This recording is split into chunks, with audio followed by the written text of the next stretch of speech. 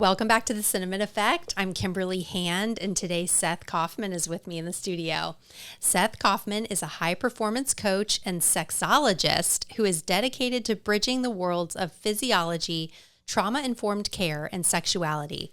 With a master's in physiology, certification from the Institute of Authentic Tantra Education, and many other credentials, Seth brings a unique, multidisciplinary approach to his work.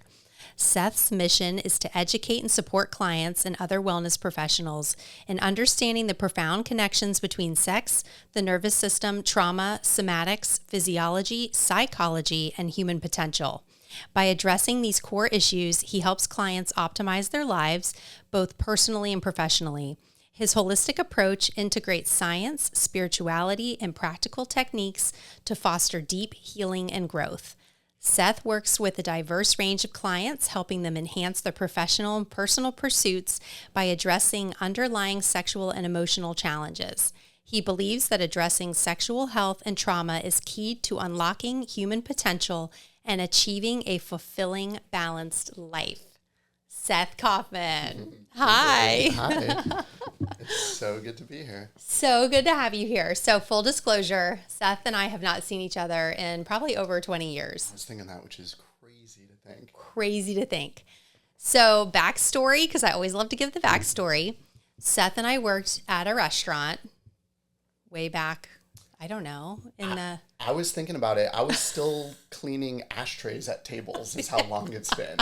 So 90s. I mean, I was in high school. Yeah. So 97, 98. Yeah. And so, we worked together for a while.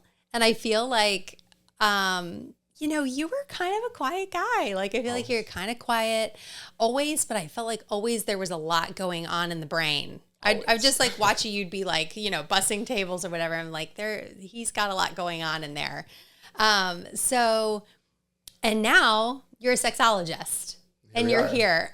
From cleaning ashtrays and sweeping to, sexology and helping people live their best lives. I love it. So Seth's been on my radar for such a long time. I mean, obviously we know each other, connected on social media, but just kind of seeing the work you were doing, every so often something would pop up, something would come up, and I was like, oh my gosh, just so intrigued by everything. So we reconnected, spoke, and I just felt like it was something we needed to share. The synergy between the Cinnamon Effect and what I do is just like the Venn diagram. We meet in the middle in so many areas. Yeah. For sure. So we talked a little bit about your background, which in physical fitness, and you were training athletes and you had your own gym, right? Mm-hmm. But then you felt like kind of, and you can add to the story, but you felt like there was something much more that you wanted to bring to the table. Yeah, I'm going back to that teenage and the youngest version of myself. I've always wanted to understand how the world operates and how to be efficient and really get the most out of life. Yeah. And as I thought my only access point to helping people was through the physical dimension. So I started my career helping people feel better in their bodies and lose weight and feel better. And I realized that even when people reached a goal weight, a lot of times they'd be more miserable than when they started. Usually because they were depriving themselves to reach a number on a scale. Yeah. And then when they got to that number on a scale, angels and unicorns didn't come down throwing a parade for them. Their life went on. And how do we celebrate? Through food. And it just wasn't realistic when people got to a certain physical shape. So I really realized there's so many more layers to helping people be the best versions of themselves, which sent me on the journey through the mental and psychological dimensions into the spiritual dimensions, and then now the sexual dimensions as well. Really wanted to weave all of those together to be holistic and whole. Yeah. So you're comfortable. You're like sitting in a great like yoga position over here. And I was like in interview mode, but I'm going to get more comfortable. One of my foundational teachings is get cozy. Okay. I like that. I was like all worried about my legs, but I'm going to the pillow to the side. I just dove right into comfort. I'm like, I need the pillow. for support, but I'm going to pull the pillow back up too. We'll see. Okay. Well, you don't have to. I mean, I think it's nice. Like amazing. Now I'm going to really get full cozy. Okay, yeah, because we're in a different space, and it is very cozy, and I'm digging it. So I feel like I'm in a living room somewhere instead of Exactly. yeah. So when did you unlock this idea of the sex being so important? I don't think people, and when we spoke, I was like, this is so interesting because I've never heard anyone talk about it like this. When did the sex become this like piece of the puzzle that you feel like people are missing the mark on? For me personally, it was just such a driving force in my life of meeting people for sex, co-regulating my nervous system through self-pleasure. And it became, it's such a powerful force in the world that nobody talks about. Yeah. And life begins at sex. And it is literally life force. It is our creative life force. And whether we acknowledge it, whether it's hyperactive, whether it's dormant, whether it's suppressed, it is affecting our life. And it just got to be so mind-boggling to me that nobody talks about it. Yeah. And it affects us on an individual level, and it affects us on a collective world level as well.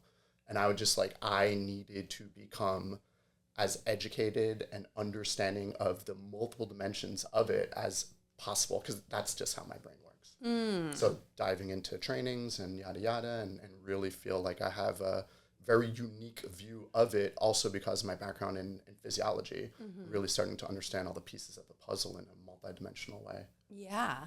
So what is a sexologist by definition? Yeah, a sexologist by definition, it's a little bit broad, to be honest with you, and there are multiple different curriculums to become a sexologist. For me, my Tantra training qualified under all of the qualifications to become a sexologist. So from my background in this organization, the institute I was accredited through is a Canadian institute. So I'm actually a practitioner of Chinese medicine. So what similar to an acupuncture works with energy from the outside in, the way that we learned about sexual energy from the inside out. So understanding that these energies are affecting our lives in many ways, how it connects to trauma, how it connects to the nervous system. But I just realized I danced around not your answer. So sexologist is just somebody who's qualified to talk to people in the realms of sex and sexuality, from their desires, suppressions, kinks, traumas, to their sexual orientation and how they want to show up in the life, and understanding how gray the world is and how nobody's going to be in a box. It's a spectrum, and everybody's just kind of scattered in there. Wow. Yeah. So the Tantra piece kind of came first. Yeah, Was this were you married at this time? Because you're married and you have a baby. I do. Yeah. Yes. So Tantra is something that is so misunderstood in the West. What a lot of people associate as Tantra is what's called Neo-Tantra, which is basically taking a 4,000-year-old system for living an efficient multidimensional life, and they just scraped the sexy sexual parts off the top. And then, talk about having extended orgasms and non-ejaculatory orgasms and sex parties and all these things. Which is an element of Tantra, but Tantra in its true essence means to weave together. And what it truly means, and in the lineage that I'm in is in a Tibetan Buddhist lineage, in the Shangpu Kagyu lineage. What's so important to us is that we're looking at every dimension of life, but we're also incorporating sex into it. So for me as a sexologist, so much of my training came in understanding that we're looking at the physical body, the energy body, we're looking at the psychological, we're looking at all the dimensions, and then we're looking at how sex and our sexual energy affects every one of those dimensions. Yeah. Wow. And it's so many times I'm talking to people and they're just like, how are you inside my brain right now with seeing things that just aren't expressed in our culture? Yeah. How do you know, if you feel, I'm just kind of speaking you're kind of maybe you're in a relationship for a long time. Maybe you've never really thought of sex in that way. Where does someone start? Yeah, that's with exploring that? Yeah, that's such a beautiful question. And to answer your other question, I apologize. I was married when I started my Tantra training. My wife and mother-in-law are Tibetan Buddhist practitioners, very high level. And I was already practicing Tibetan Buddhism, and knew I wanted to explore Tantra. I knew this was like a missing piece of my puzzle. And, my wife and I did research and found the only government accredited lineage-based organization, which is why I studied where I studied. So where can somebody start? We could weave it together how we started our Getting Cozy today. Yeah. Just taking a moment and checking into all of your senses and saying, what can I bring into this space right now that is going to heighten my senses? Because when we talk about sex, we're not talking necessarily just about the physical act of sex. We're talking about coupling, of course, but we're also talking about solo pleasure. And this is where we bring it to be fully sexual human being, to be connected to our sensuality and eroticism. We need to be connected to our senses. So it really starts by, if you're by yourself, saying, how can I be as cozy as possible? Let me adjust the air. Let me get a blanket. Let me put this pillow on. Let me get my tea, my water. If you're in a relationship with somebody, foreplay starts with doing the dishes. Foreplay starts by For me, it does. Right? You did the dishes? Okay, hell yeah. No. So foreplay starts by saying, hey, babe, what's going to make all of your senses a 10 out of 10 right now? How can I get you as comfortable and as safe as possible? And then that's when, and we could get into like trauma in the nervous system, but when we're in these spaces of comfort and safety, when all of our senses are activated, we could start shedding the contractive states that we're in for survival in order to experience what I believe is our birthright, which is full pleasure. And that's not just sexual pleasure, it's every sensory pleasure, and sexual becomes a part of it. And when we weave all of that together, we could really have some impactful shifts in our sex life and in every dimension of life.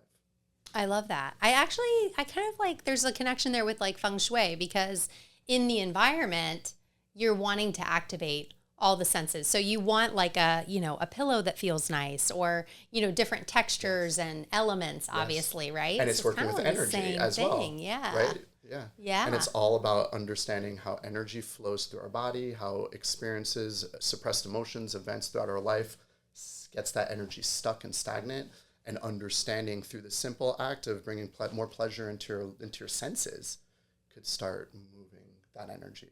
Ah, interesting. Which definitely correlates into sexual pleasure. Yeah. Do you think like you start with yourself? It has to. Yeah, it has to start with yourself. I say we, as my wife and I, so much of our work overlaps and we work together, but you have to start with the internal. You have to start with yourself. Everybody wants to make these like big changes in the world and go out in the streets and do all these things when their home is messy. And it has to start with the internal. Then we branch out to the interpersonal. Then we could start talking about bigger systems and intergenerational stuff. But it has to start with yourself. Okay. So if you're like working with someone, you start with the person, and then do you eventually work with them as a couple maybe? Or Absolutely. Yeah. I start sometimes with couples, but going back to like my physical training and physical coaching days, so often the people closest to us become our biggest our biggest saboteurs. And there's a lot of psychological reasons why that's the case. So being solid in your own foundation, understanding your authentic self, understanding the obstructions, the traumas that have been blocking you from your authentic self has to be the first. You have to know yourself before you could start interacting with other people. And at the same time, because I've seen so many of the closest people to my clients being the saboteurs, it became really important to me to share resources for their partners. This is what I'm going to be going through. This is what I'm going to be learning. I'd love to learn with you. I'd love to learn together. But unfortunately, that's not always the case. Wow. Yeah. Do you think that, I'm just thinking about this out loud, but do you think that, the traumas, like you are seeing people that have had sexual traumas, or are you seeing a lot of people that just feel blocked in their life, and maybe there has been no sexual trauma, but they are feeling blocked and maybe don't attribute that to their sexuality? Like, I'm a firm how do you awaken that in them, the very culture that we live in causes sexual trauma to a degree. A simple working definition of trauma is any event, experience, or emotion that is suppressed. So if we don't have the education, if we don't have the language to talk about our sexual needs and desires, that in itself becomes a lowercase t trauma. Not to mention, and I could give you statistics of the amount of sexual violence and sexual assault that exists in the world. 1 in every 3 women, 1 in every 6 men have experienced a form of sexual trauma, and both of them, especially in men, are extremely underreported. So now we're living in a system where on a level, most people we're interacting with have some sort of suppressed sexual event or emotion happening within them, and then we're all just trauma responses colliding off of each other without even realizing it. Wow.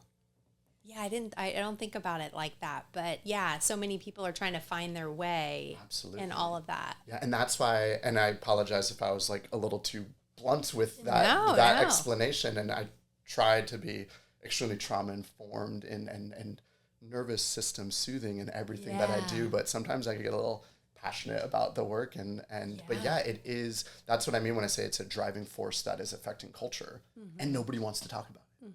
And that's why, after being in the personal training world, yoga meditation world, I realized like we're not addressing the root cause of so much of the problems, again, as individuals and as a society.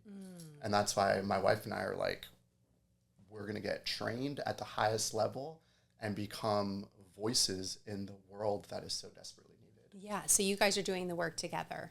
We're just in partnership in everything that we do. I can see, I've never even met her, and I can like see that and feel that. Yeah, without a doubt. We're just in I mean, that's just who we are as a couple. I mean, we debrief at the end of every day or throughout the day. So we're in a constant state of analyzing and talking. And I was talking to some friends the other day, and I'm just the kind of guy that, like, if I'm watching a movie, before I watch the movie, I want to know who wrote it, who directed it, the actors, the producer. I want to know like everything about it, and then make connections to other things. And in past relationships, partners have been like, wait, can we just watch the movie? What are we doing? My wife and I, we'll take 4 hours to watch a 2-hour movie because we're literally hitting pause and analyzing what's happening in the moment. I would have done this. I would have done this differently. and so much of our and just everything we do, we just share and communicate. We're massive communicators. Which is another core, it's another cause of so much harm in the world. It's just bad communication or no communication skills. Yeah. So I would think that as a partner, you come to her and you're like, I'm gonna study, like, I'm gonna be a sexologist and I'm gonna study tantra or tantra? Tantra. Okay, I said tantra, I think, in the intro, but tantra. I would think that would I would be thinking in my head, okay, this is going to require something of me to be maybe more open, more experimental, or right? She's incredibly out of the box, just to put it that way. So that wasn't ever an issue when it came to this work. She knew of my past sexual needs and journeys and experiences, and knew that I wanted to understand the depth of what brought me to those places a little bit better. So she knew this was the next logical step in our growth and evolution. We're both just we just love learning, and we're going to be continuously gathering more accreditations and things. So we joke that we leapfrog each other. So like, I'll do a training, she'll learn everything that I'm learning along the way, and then she'll do a training, vice versa. And we're both just in like constant states of learning together, because we're just like, our obsession is like books and learning. Yeah. I love that too. I feel like I'm that way. And I think that's why I'm doing what I'm doing right now. Cause I'm like, oh, let me get Seth in here. And like, I want to learn about this. And right on. Yeah, please. Yeah. know all the things, you know? What is something that you think that most people don't understand about sex, about their sexual power, maybe unlocking that power in them? Yeah, that's such a beautiful question. I think it's important that people understand that our sexuality, our sexual energy could be a doorway to the most beautiful form of presence and pleasure and unlocking our true potential, yet it just lays dormant or stagnant. And understanding that when we stop the guilt, when we stop the shame, when we accept who we are and what is, regardless of outside systems or people's own traumas that cause them to perceive sex and sexuality a certain way, when people could really get clear on who they are as sexual beings, learn how to express that to their partners, to the people around them, and be radically open about who they are, again, it just unlocks a part of their authentic self that I think in a lot of people feels impossible to release. Mm-hmm. Is that like the root chakra, and then what's the next one? So in the system that I studied, we actually use a 5 chakra system. Okay. So I don't like to get caught up in like the 7 chakra system. Gotcha. Okay. And it's not that either one is right or wrong. Okay. They're just very misunderstood. But yeah, it's really just about understanding who we are before we developed what we call the relative self. So you've held a newborn baby. Yeah. You felt that pure being of consciousness. Yeah. And then your son's name's David. Yes. You gave him a name. Yes. We have to function in the world and we need a name. Yeah. But as soon as we're given a name, that becomes a bit of a shell around that pure consciousness. And that's how we interact with the world.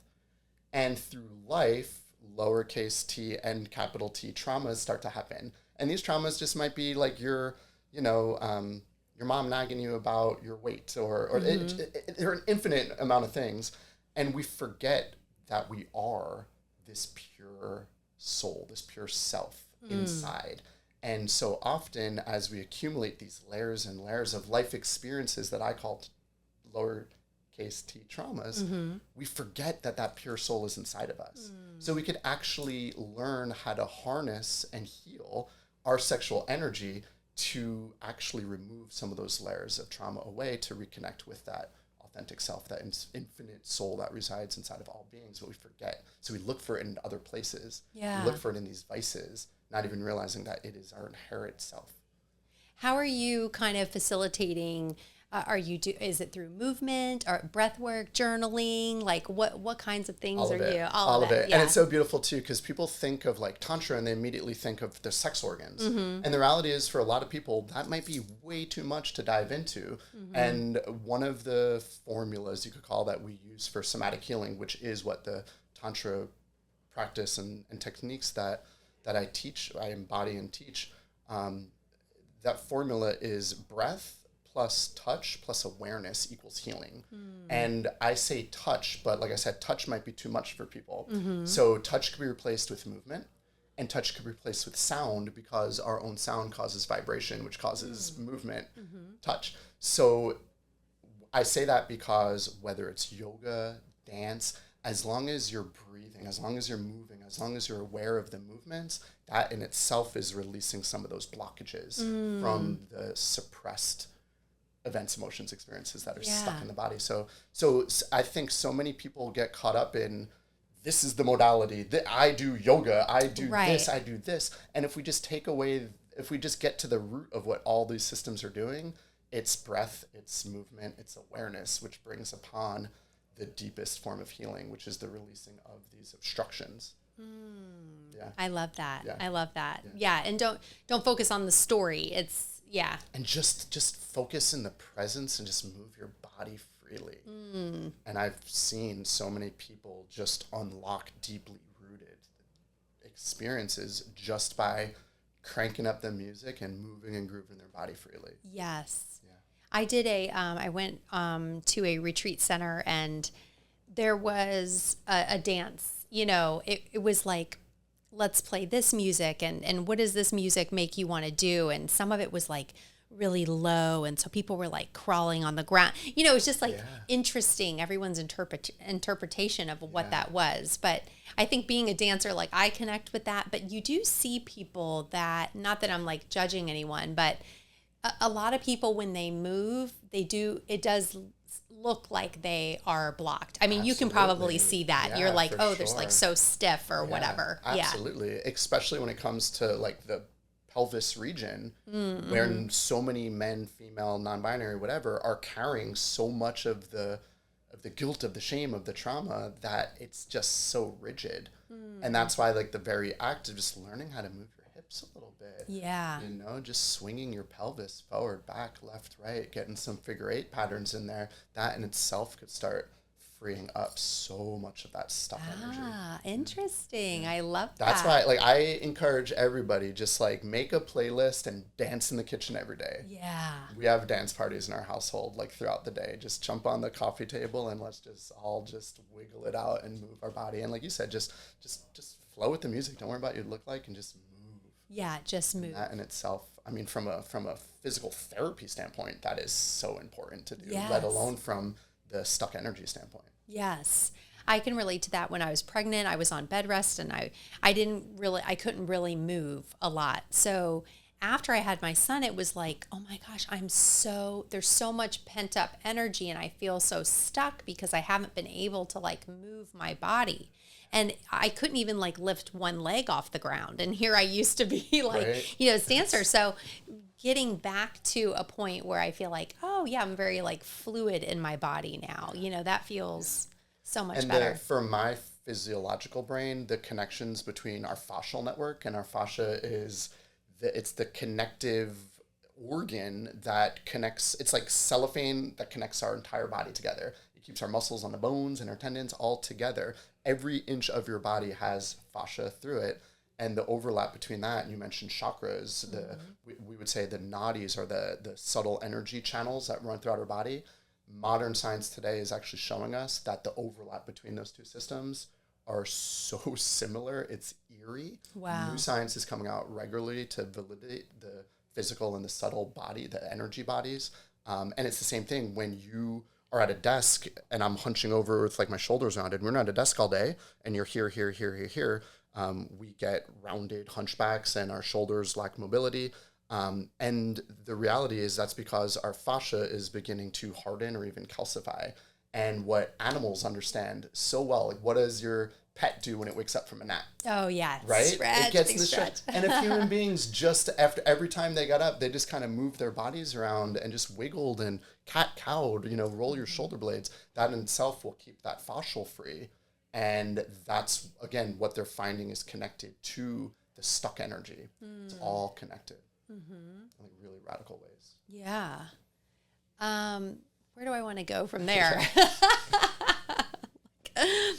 You were on a reality show. I did want to talk about that because I want to know about kind of the psychology you were telling me. Tell me about the show, and you were talking about how you were super, super fit, and then you had to gain a bunch of weight, right? So take us through that process. Yeah, so the show was inspired by a now dear friend of mine named Drew Manning. And when his wife was pregnant, he gained over 50 pounds alongside of his wife. And then obviously lost it after their daughter was born. And it turned into a book, it turned into a bestseller. And then A&E Network picked it up to be a TV show. So somehow I got contacted by casting directors, I got casted. And the point of the show was for the first 4 months, I gained 50 pounds.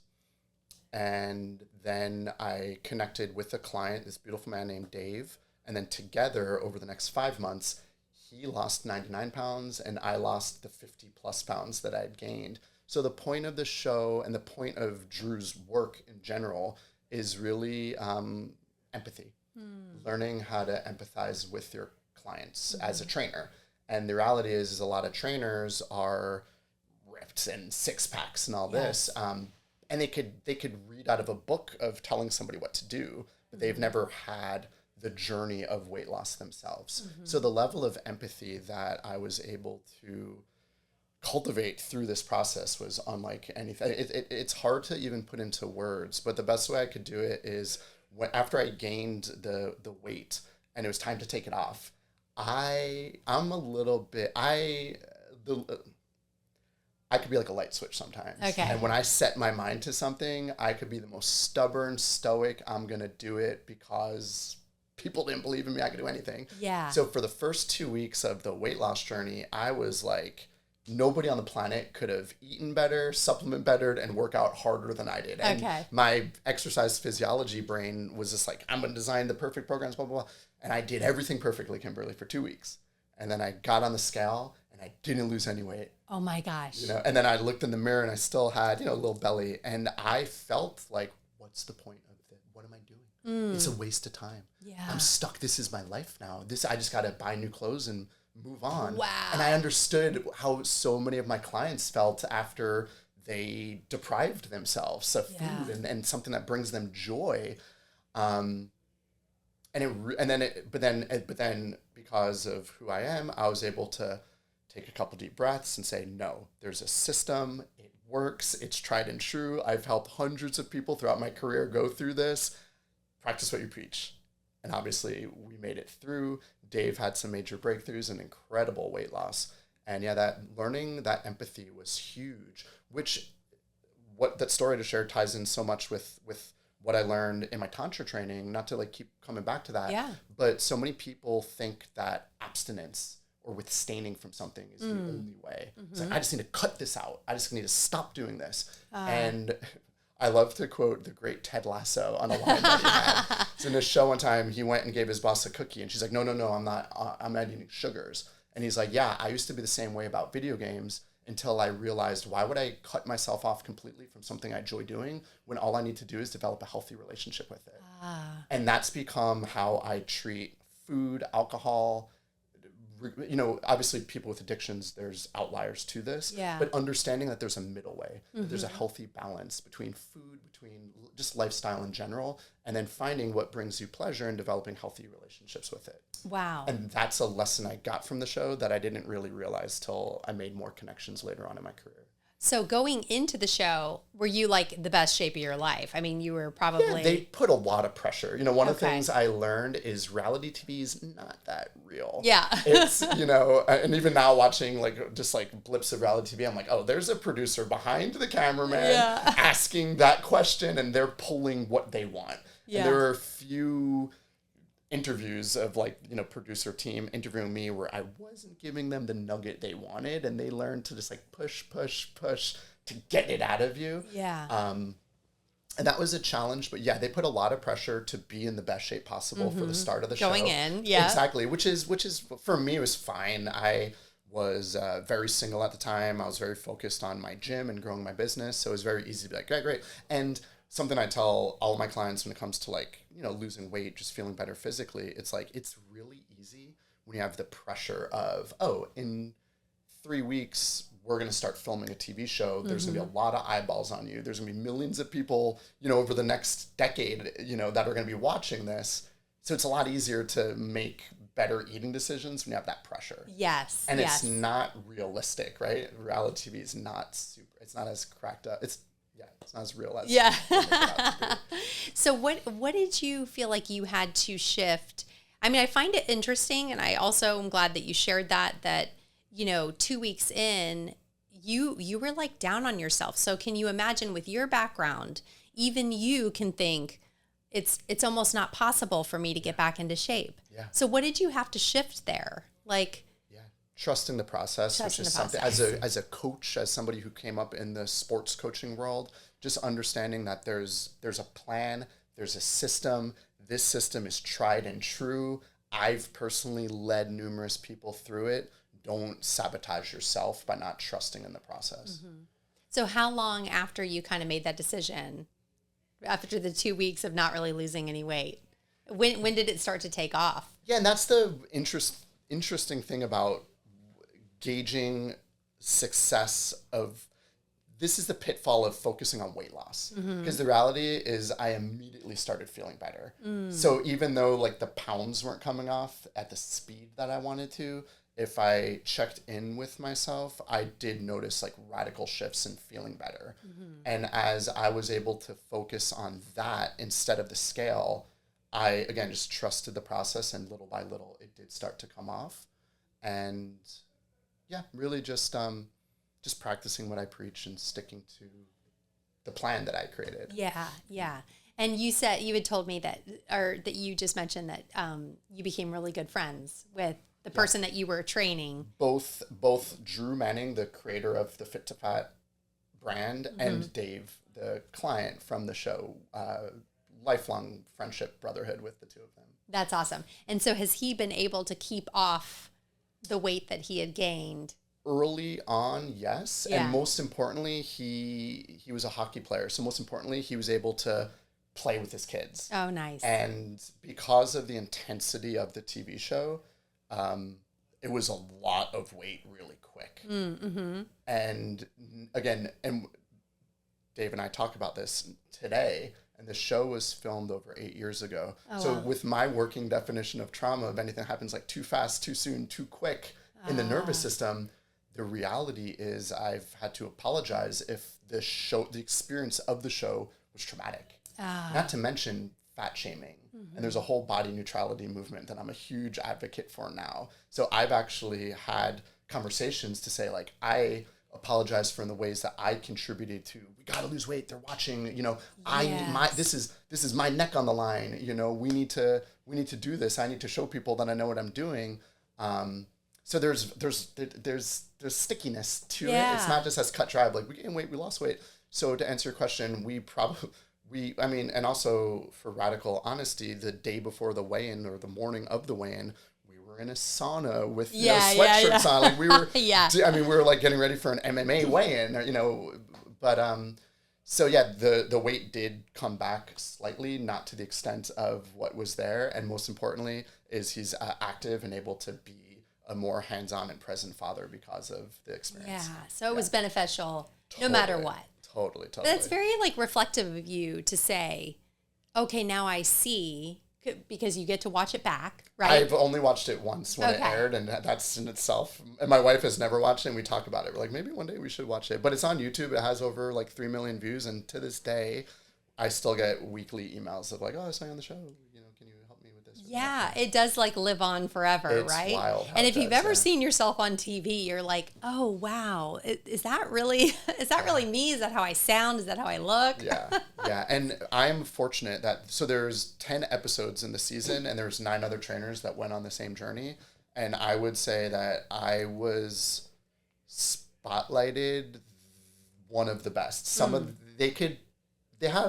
They followed me for 9 months. Wow. And they edited it into a 50-minute show. Yeah. They can make you look a lot of different ways. Yes. And I am very grateful for how I was portrayed. Okay, that's good. Yeah. Well, you're also like a light Seth, so I think my lightness frustrated the producers. They'd be wanting these nuggets, and I'm like, just trust the process, man. It's all good. They wanted me to want to have a 6-pack again. And I'm like, no, I just want to feel good, Yeah. They're like, no, tell us how good it feels. There's a scene where I'm like, yeah, got a 6-pack and like pick my shirt up. I would never do that, but after 15 minutes of them asking the question, finally I was like, yes, and then they like edit it. I don't want to, but it was an amazing experience. Everybody that worked on the show were beautiful people, and I'm super grateful for the opportunity. Yeah, that's great. That's great. I'm glad it ended up being a good experience for you. I'm interested to know if you'll share some of the ways that you do kind of follow more balance in your life, and maybe give some ideas of like what you do for your own personal wellness, working out, eating, anything you're willing to divulge. Yeah. Is there any wellness things that you do every day? Like, give us some good stuff. I'm going to talk about like my personal experience, but it's really important that people know that everybody's different, and what brings me joy might not bring somebody else joy. I also really want to highlight that having muscles and or low body fat percentage does not equate happiness by any means. So the way that I like to look at it, and the way that I work with my clients, is I look at inputs, and I look at what inputs make me feel good. So for me, when I take daily walks with my family, when I take time to read, listen to a book or a podcast, when I get some solo time, because a lot of my friends know that like I need to be alone for long periods of time to recalibrate and regulate. So luckily I have a wife that's like, go take your alone time. My alone time might be spent mindlessly watching TV because that's what I need to co-regulate in that moment. It might be self-pleasure practices. It might be like, are we talking masturbation? Absolutely, yeah. Okay. Yeah, again, something that, so I try to use maybe delicate words, but yeah, my self-pleasure time the cinnamon effect will just... Well, we call it closet time in my house because our closet, every room in our house has like altars built into it. That's just how it organically came to be. And yeah, it's just like, go in your closet and take your time. But going back to like the inputs, it's just figuring out what inputs make you feel good and following through with them. So for some people, it might be finding time to dance. For some people, it might be playing an instrument. Doing art is another big outlet. I think if God is the creator, when we're in states of creativity and creation, it's the most godlike we could be. So it's taking time to doodle. Journaling is huge. So just figuring out what brings you joy, what makes you come alive, what drops you into full presence and flow states, making a list of those things, and then talking to your partner of like, here's the deal. Or just implementing it in your life of like, I need to allocate X amount of time throughout the week. You don't have to be dogmatic or rigid about it, but writing out what inputs bring you to life, and then just plugging them in throughout your day and being like firm that I need these practices to be my best self. And there's a fine line between self-care and selfishness, and we have to be clear that like, this is my self-care time. And when I do these things, I'm a better husband, I'm a better father, and when you could start to communicate with your partners of like, this is what I need for me, obviously what do you need for you, and what do you need from me? And it might be, you might be telling your husband like, I need you to do the dishes, I need you to get tidy, right? And there's root causes underneath even having a tidy home that we could get into, but to be able to communicate with your partner of like, hey, this brings me joy. I need you to do more of this. And I'm open to hearing what I could do for you. And then just getting into these beautiful rhythms and cycles of making sure that everybody's inputs are full. We could live a beautiful life. I love that. I love that. Thinking about it as input. And that's just like my systems thinking brain of like, we're constantly receiving feedback. That picture, the news, anywhere, the billboard, we're constantly in a state of receiving. So to stop and get clear on the inputs that you consciously want to take in will radically change your life. Just being conscious of the inputs. I love that. And I love that you're like focusing on things that are not, oh, well, you need to not eat this or not drink this or not do this. Right? Drink a small dose. Because you like it. And then, have your, but that's my biggest thing is empowering people with good information so they could have their cake and eat it too. Yes, have a piece of cake, but maybe have a salad for dinner. So if you're counting calories, you could be in the ballpark of where you need to be for the goals that you want. So just empowering people with information to bring in their vices in a healthy way. Not when we cut things off, it gives it power over us. And I want to encourage people to take their power back.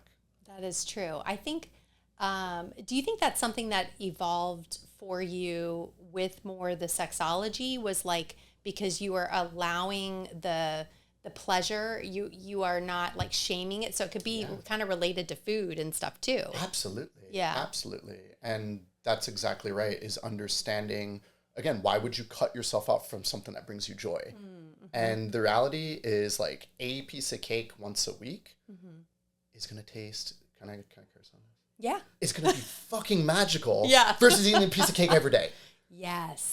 And if we start to develop a life where we're bringing it, instead of drinking every night, have a couple cocktails on the weekend.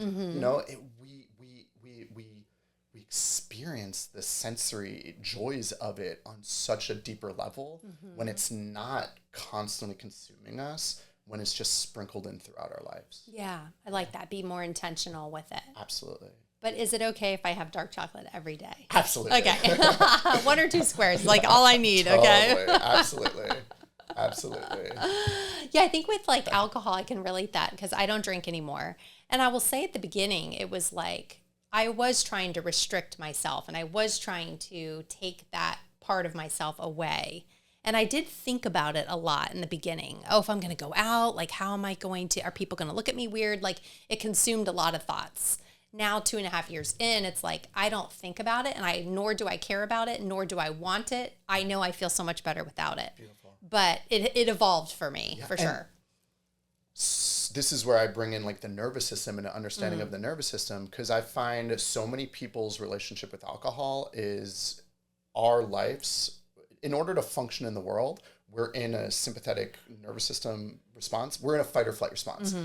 Getting behind the wheel of a car, we're in high alert.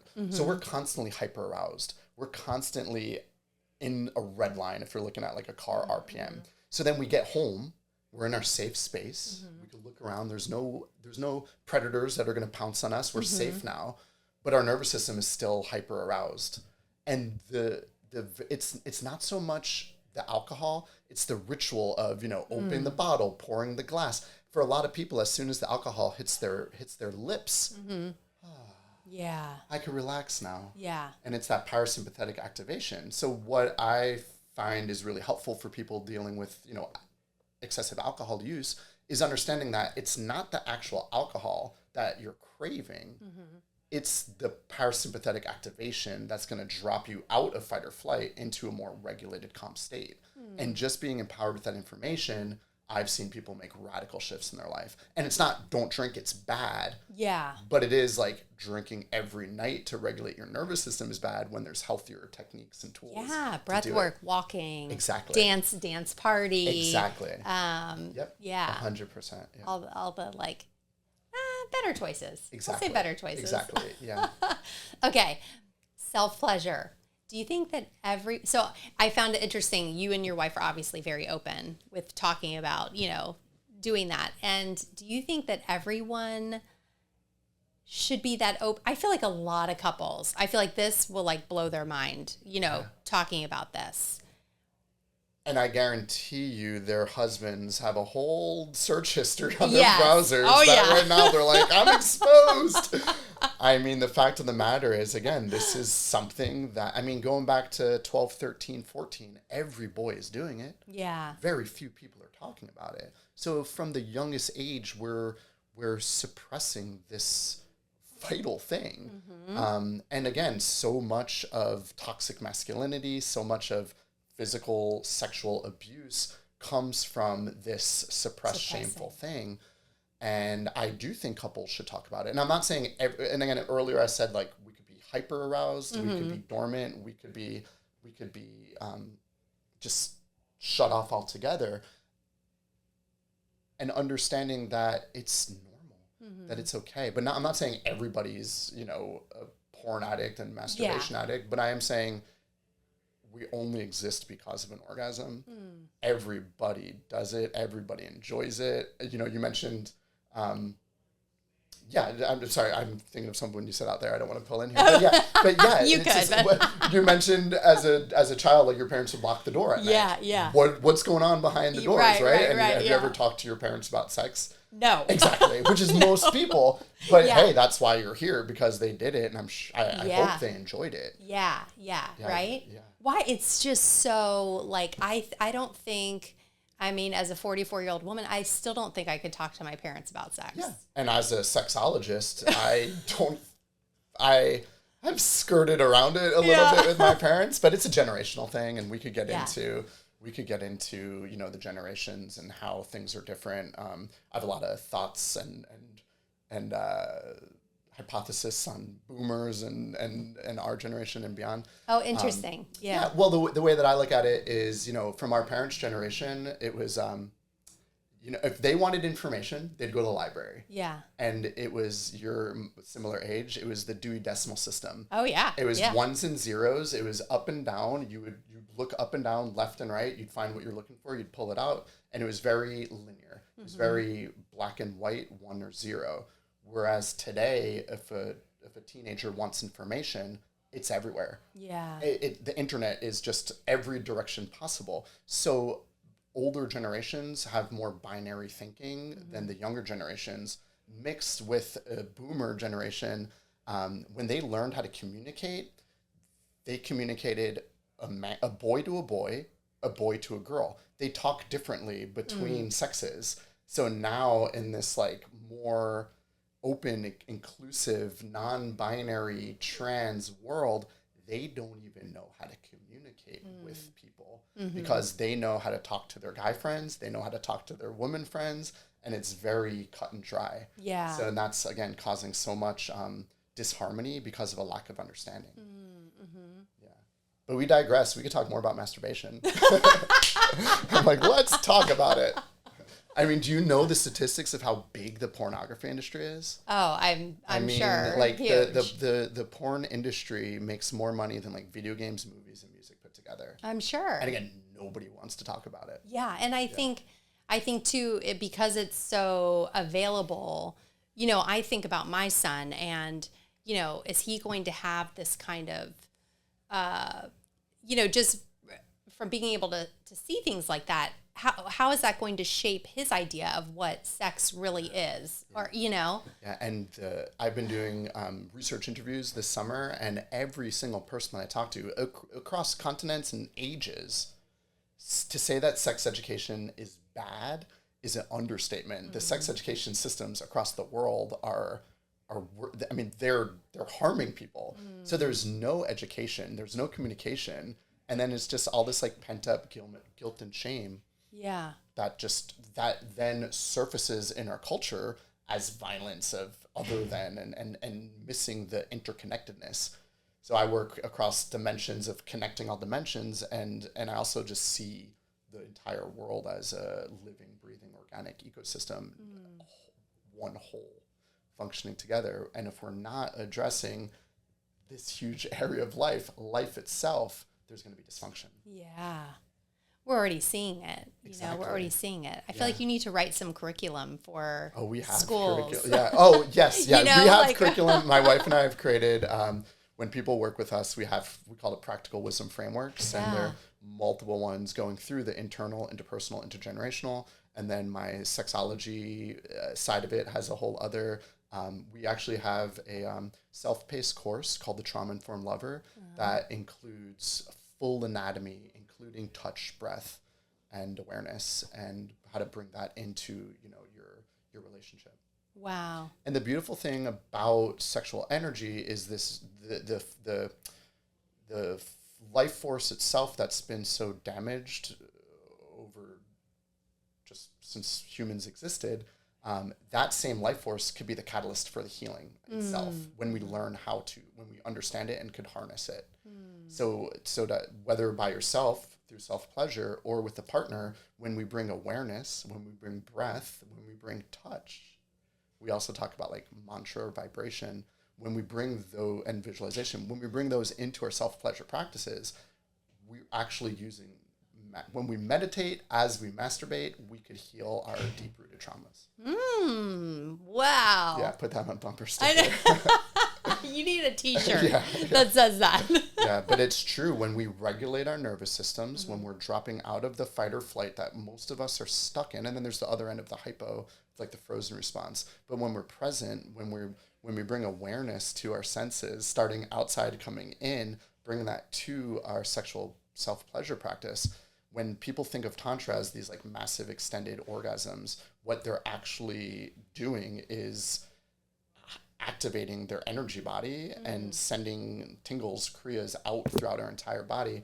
And this is a little bit of a tangent or side note, but men, or we would say penis owners, could actually have a similar type of wave-like orgasm as a yoni or vulva owner. Not just the ejaculatory orgasm that we think of as ejaculation. So what I'm trying to say is it doesn't just have to be like it can actually be hold that, work with your breath, work with visualization and awareness, and you could start moving that energy throughout the entire energy body. And that's how you could have really not only amazingly pleasurable experiences, but that energy, that movement of energy is what's going to be moving those stuck emotions and experiences in the body. Wow. So with what I teach people and what I help people achieve is how do we use self-pleasure practices? How do we masturbate to cultivate that energy, move it through the energy body to release those obstructions? Wow. And it's a skill, it's an art form, it's practice, but it's possible. Yeah. Yeah. This reminds me of, did you see the show on, I think it was a Goop thing. I've seen some Goop Gwyneth things. Paltrow, and like there was a woman like orgasming, like shaking, and nobody was like touching her or anything, and it was like it was pretty mind blowing to see that. That's more in like the neo Tantra world, and I've seen people I've personally had that same experience through breath work. Wow. Period. Like just through mindful breath work, you could have those energy releases. Yeah. In Sanskrit, those are called kriyas. And kriya could take a lot of interpretation, but what is actually happening is that is actually her energy starting to move, their energy moving more freely through the body.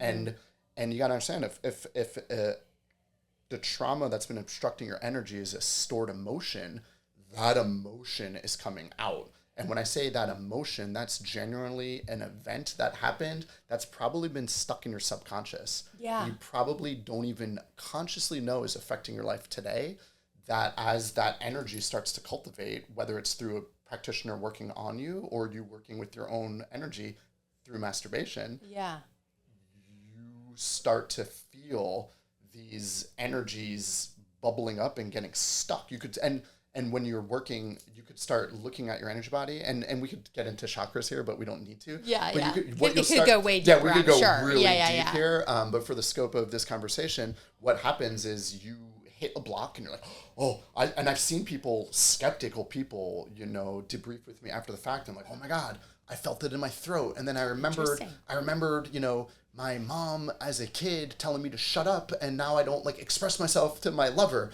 And through breath, through pleasure. So we learn how to use the pleasure that we're experiencing through sexual practices, and we could use that energy to move those long-held blockages. But it's not, it's both, it's psychological and physiological. Wow. It's radical. I bet it's powerful. Talk about a release. I mean, that's like a major release, right? And exactly. And I say sexual energy, I know we're talking about sex and sexual energy, but a good cry, a good laugh. Yeah. I think a lot of men really just need their partners to say, put your head in my lap and be the baby for a little bit. Yeah. Just let it go. All the shit you've been holding on to, just allow it to release. And we could use sexual energy, we could use laughter, crying, there's many different ways to release it. So I don't want, it's important that everybody knows that it's not just through sexual energy. There's a lot of other ways to have these big major reliefs. Yeah, someone was talking about how crying is like your body's way of regulating your nervous system. Absolutely. And I've always been sensitive. I could feel the tears welling up in me, and I would stuff it in my throat. And I've done work around that. And someone would say, well, where do you feel like you're blocking it? Well, I would block it right here. Yeah. And I don't do that anymore. And I do feel like it's allowed me to use my voice, and I'm not stuffing that down. Exactly. Anymore. And what's important for people to realize is those suppressed tears are affecting your conscious life today, whether you're acknowledging it or not. I believe that. Yeah. I do believe that. Yeah. It took a long time to stop doing that. And it's hard to realize that, there are underlying things dictating your actions today. But when we could surrender to that, and I would call it pull on the threads to find where the blockages happened, we could then, through whether it's just talking, we could release traumas through just journaling and then burning those up. Mm-hmm. It doesn't have to be these big radical, experiences of talking. It could be done in so many ways, but you just can't hold it in. You have to release it somehow. Yeah. You have to release it somehow. And what better way to do it through orgasm? Yeah. So this is what you were thinking about when you were bussing those tables in the restaurant. 100%. God, as a 16-year-old, I was so afraid of girls back then. Yeah, I was so afraid of girls, but definitely always been a deep thinker, always trying to figure things out. I wanted to understand human behavior. I've always been fascinated by humans. Yeah. We're interesting, right? I mean, humans are It's an understatement. And as interesting and important as we think we are, we really need to learn from nature, from the animal kingdom, and take a lot of lessons. Because the fact of the matter is, the Earth is going to be around for a long time. It's humanity that I don't think will be if we continue going the way we have been. Yeah, that's a really good point. Yeah. I want to end on, this is the cinnamon effect, and cinnamon is kind of my metaphor for life and what I think, makes my life better. What am I sprinkling in my own, surroundings and with my relationships that makes life better for me? So I want to know, what are some things that make life better for you? Actual thing, like my it could wife, be anything. Yeah. It could be anything. It could be a ritual that you do. It could be anything. Yeah, that's such a beautiful question. Spending time with my family is absolute paramount. I mean, it's we do FaceTime with my parents every day, and it's such an important ritual in our life, and it's so important to me for so many reasons, including my philosophy on parenting is to be the example that I want to be the man that I want my son to be. Mm-hmm. So that's why we spend so much, I told you earlier, I designed my life to be as fully hands-on and present as possible. Yes. I FaceTime my parents every day, so he has the closest relationship with his Obi and Bubby. Selfishly, because I want to be in contact with my grandchildren one day. Yes. And I think another root harm in the world today is people aren't able to think long term. Mm-hmm. That's not going to happen to me. I'm not going to die. We're not thinking long term. Mm-hmm. So, just spending time with my family. I have many practices of connecting to ancestors and family mentors, friends who have passed away. That's part of my daily practice it's part of my daily meditation practice of calling their essence and archetypal energy into my life to make sure that my life is lived in a way that will honor their life and legacy. Oh. Again, that's my own fear of death coming in of I want my kids to do this too. Yeah. But it does lead to a really beautiful life. I bet that is beautiful. Yeah. I love that. Yeah. I love that. Yeah, family. It's all family. Yeah. For sure. Oh, it's so special. Yeah. I want to know, actually, do you want to touch on, just for a minute, the wellness retreat that you just did for men? Yeah. Because I think we think about the moms and the women need that. Yeah. And the men need it too. So, and you just led one. Where was it? Tell me a little bit about it. Yeah. A friend, Nick, and I, we rented an amazing Airbnb right here in West Palm Beach. And it was maybe it was designed for bachelor parties or something, but it was designed for men's work. There was a pool. There's an arcade room with a pool table, arcade games, pool, multiple areas, basketball, fire pit. It was beautiful. And so much of the world that we live in, the seas that we're all swimming in, is being deeply affected by toxic masculinity, and I would call the patriarchy. Mm-hmm. And we could talk about that for another hour. Yeah. But what I've realized through the work that I do is men don't have healthy role models. Mm-hmm. We don't have healthy examples of what being a dynamic, balanced man is. We're taught to suppress our feminine energy. In order to be fully whole human, we need to be balanced of the masculine, feminine energy, which I normally don't use gender terms to describe that for the sake of this. I think it's the easiest to do that. So the purpose of the retreat was just to create a rite of passage weekend. That's another thing in our culture that we don't have. In past civilizations, we had so many rite of passage moments where, we would celebrate the next level of life, the level up, the phase up.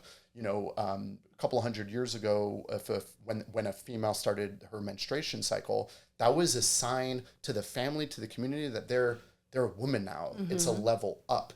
What has happened in our society today, it's made fun of and frowned upon. So we don't, as a civilization, have these rite of passage moments to acknowledge I'm evolved from where I have been living, and now from this place there's more work to be done. So the root intention of the weekend was to shine a little bit of light into our shadows, into the things that we're suppressing, into the things that are keeping us from living to our truest potential, the things in our closet that we're not bringing to the light, because we can't hide from those things. Again, it gives power over us. So the purpose of the weekend was to create a beautiful 3-day-long ceremony, calling in the intention that we're bringing, calling in the level up we're all willing to make, and then understanding that we are each other's medicine. That through vulnerable sharing, through communication, we did breath work, we did multiple things to bring up those shadows, to bring up those traumas, and then together as a whole, it's so beautiful. Whenever I've sat and facilitated these types of experiences, it's always so beautiful that like, this guy's struggling with this thing, and this guy here had that done before, and then boom, they're connected. And then this person has this coming up. It's like, I went through this too.